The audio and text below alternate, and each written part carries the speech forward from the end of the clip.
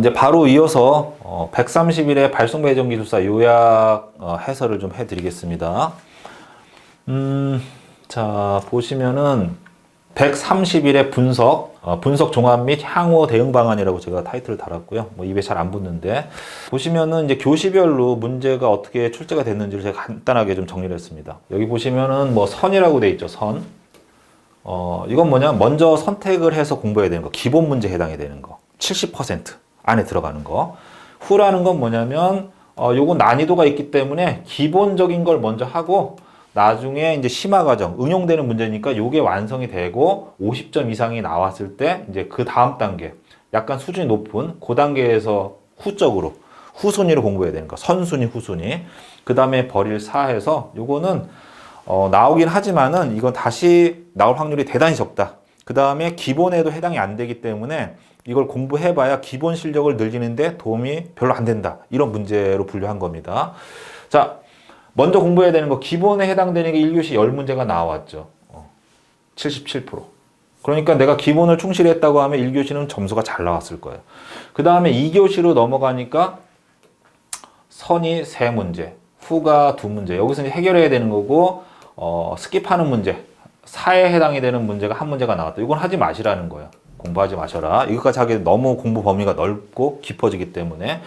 그러면 먼저 공부해야 되는 기본에 해당이 되는 걸 3문제를 했습니다. 자, 요거를 열심히 하신 분들은 뭐 일반적인 서술형은 완벽하게 잘 쓰면 16에서 17점 정도 받거든요. 그 다음에 계산 문제, 서술형은 이렇게 되고 계산 문제는 진짜 완벽하게 풀었다. 그러면 24에서 25점 다 줍니다. 자, 이거를 잘 풀었다고 하면 좀 어려운 문제를 선택해서 내가 좀 못 풀었다고 하더라도 한 뭐 10에서 12점 정도 점수를 받았습니다. 그러면 여기서 1점에서 2점 정도 추가했으니까 뭐 1.5 곱하기 요만큼 득점을 더한 거니까 이게 4.5 정도 합격 점수 15점에서 한 4.5점 정도 득점을 더한 거지 않습니까? 그럼 얘가 10점을 받았더라도 얼추 이거를 평균 내보면 15에서 16점 정도를 득점을 할 수가 있는 거거든요. 이렇게 전략을 세우시면 여기에 집중을 하실 수가 있잖아요. 이게 완성이 되고 나서 이거 한 20개, 30개 정도 추가하시면 되는 거거든요. 자, 그렇게 잡으시면 될 것 같고. 얘도 마찬가지예요. 3교시 같은 경우에 이제 먼저 선택해야 되는 기본에 해당이 되는 게 2문제, 좀 어려운 문제가 3문제, 버리는 문제가 1문제가 나왔단 말이야. 자, 이런 경우에는 여기처럼 60점을 득점하기가 쉽진 않아요. 어려운 문제를 3문제 중에 2문제를 선택해야 되니까. 자, 그러면 여기서 지금 10문제를 기본에 해당되는 거를 선택했으니까 한 7점, 6점 정도 받았다라고 하면 6점에 7점 정도 받았다라고 하면 기본 점수가 합격 점수 6점이니까 잘 쓰면 뭐 한 65점 정도 나올 거 아닙니까? 65점? 그러면 여기서 한 55점 정도 받았다고 하더라도 얘가 점수가 이렇게 보완이 되잖아요. 그래서 제가 기본에 집중하시라는 거예요. 이렇게. 자, 그 다음에 4교시. 자, 기본에 해당되는 거 선 4문제. 그 다음에 후순위가 2문제. 뭐 이거 선택하시면 되겠죠. 근데 나는 뭐 이게 자신 있다고 하면 기본적인 거 3문제에다가 이거 1문제. 그러면 추가 득점을 하겠죠. 그 다음에 버릴 문제는 없었고. 이런 식으로 분석하셔가지고 밸런스를 맞추시면 돼요. 자, 요건요, 제가 디깅 메커니즘이라고 해서 분석 자료에 선에 해당되는 거, 후에 해당이 되는 거, 그 다음에 기본서에서 나온 거, 기본서에서 안 나온 거 다 분류를 해놨습니다. 그거를 기본서 목차 순대로 해서 10년 동안에 899문제를 한 문제도 빠뜨리지 않고 다 분류를 해놨거든요. 거기 표시를 다 해놨기 때문에 그걸 보시고 기본적인 문제들을 쭉 뽑아내셔서 그거 먼저 하시고 그 다음에 내가 실력이 완성이 돼서 55점 이상 나온다. 근데 합격이 안 됐다. 그러면 후순위에 해당되는 심화 문제를 뭐 한 20개에서 많은 50개 정도 선택하셔서 거기에 접목하셔가지고 준비를 하시면 합격권이 그냥 쑥 올라가실 수가 있으실 거예요. 자, 이번에 이제 1교시 문제 해설에 대해서 설명을 드리겠습니다. 간단하게.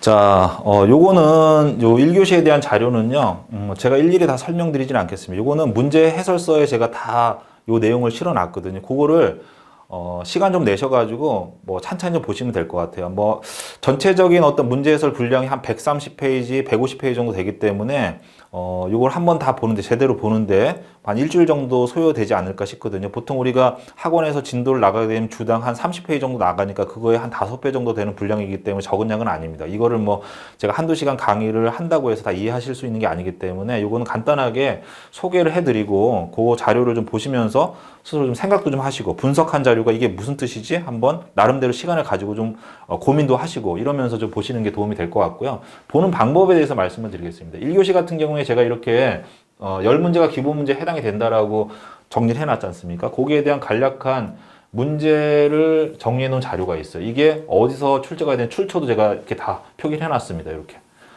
이걸 보시고서 이런 것들은 기본에 해당이 되는 거고, 이 자료들이 어디에 있구나, 이게 기본서에 있구나 아니면 기본서에 없구나, 이걸 이제 파악하실 수가 있거든요. 이 정도는 내가 풀어야 되겠네 하고 보시고, 또 해설 자료도 해설 그 본 내용도 해설서 안에 있습니다. 그걸 확인해 보시면서 이 정도는 내가 풀 수 있다.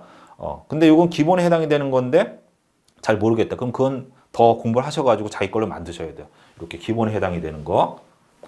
자, 그 다음에 심화 문제에 해당이 되는 거 제가 이렇게 선정해 놨죠. 3문제. 아까 기본에 해당이 되는 게 10문제, 심화에 해당되는 거. 요거는 공부하기가 기본서에 없는 건데 이걸 왜 심화 문제를 했을까? 기본서에 없으니까. 이런 것들은 해설서에 있는 내용을 참고하시든지 아니면 여기 있는 교재에 있는 내용을 보시든지 해서 보완하시면 되고, 이건 지금 당장 할 게 아니라 언제?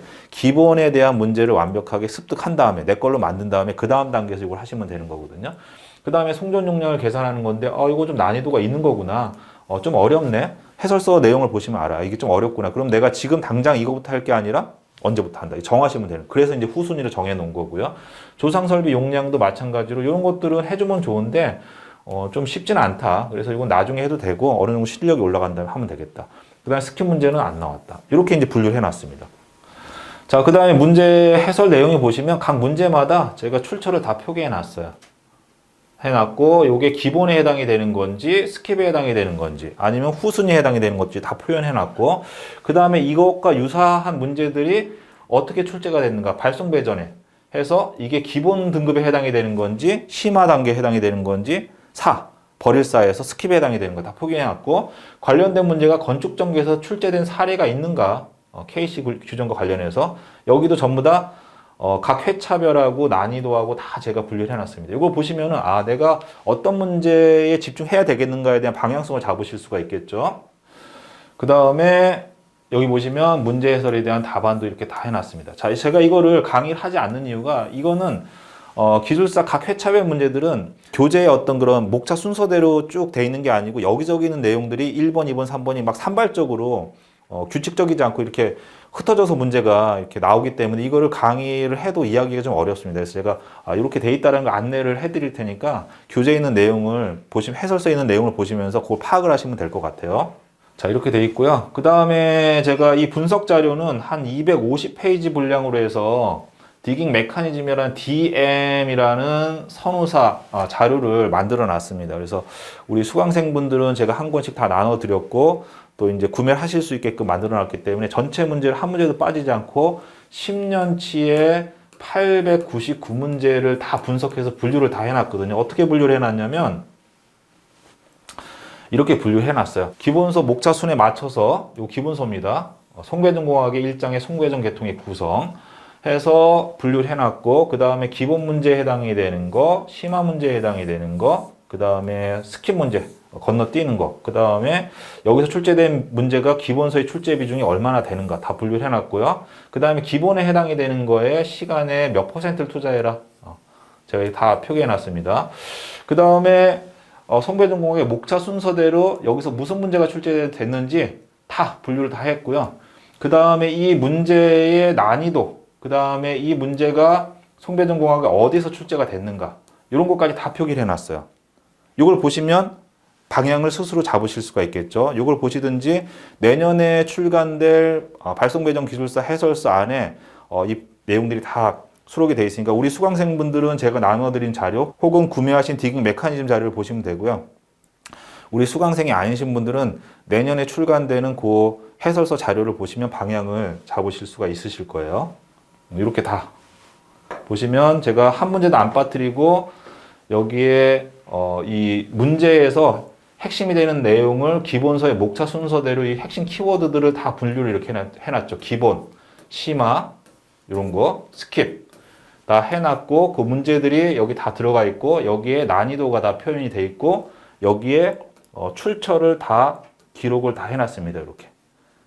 그러면 요거 보시면 기본서에서 나왔는지 안 나왔는지, 기본서에서 어디서 나왔는지, 기본서에 나왔는데 이게 기본 문제인지 나중에 해야 되는 심화 문제인지 이런 것까지 다 분류를 해놨고, 여기에 키워드들을 딱 정리해놨고, 이걸 보시면서 한번 생각해 보는 거예요. 이게 내가 알고 있는 내용인가? 이거 내가 모르는 내용인가? 기본을 알아야 되는데 모른다고 하면 기본서든 뭐 기본서 외적인 거든 찾아가지고 여기 출처를 표기해 놨으니까 그걸 보시고서 공부하시면 되겠죠. 자, 이렇게 해서 전체적인 문제 분석을 올려드렸고요. 자세한 해설은 제가 다 해드리는 거는 사실은 좀 많이 안 들으시더라고요. 중간에 끊기 때문에 그거는 해설서 자료를 보시면 충분히 이제 혼자서도 이렇게 방향을 잡으실 수가 있을 것 같습니다. 자, 이렇게 해서 130일의 발송배정 기술사 경향 분석에 대한 부분은 모두 말씀을 드렸고요. 뭐 내년에 2024년도 내년에 시험이 이제 치러지게 되는데, 올해 작년에 인원을 워낙에 적게 뽑았기 때문에 이 흐름을 잘 파악을 해보시면 어느 정도 내년에 뭐 많이 뽑을 건지 적게 뽑을 건지 어느 부분에 집중해야 되는지 이런 부분들을 가늠을 하실 수가 있을 것 같습니다. 올해 한 해 동안 고생 많으셨고요. 이제 마지막 면접 한 번이 남았는데 합격자분들은 잘 준비하셔서 좋은 결과 있으셨으면 좋겠고요. 또 올해 아쉽게 안 되신 분들은 내년에 또 기회가 있기 때문에 잘 준비하시면, 열심히 준비하시면 좋은 결과를 만드실 수 있을 것 같습니다. 끝까지 시청해 주셔서 감사합니다.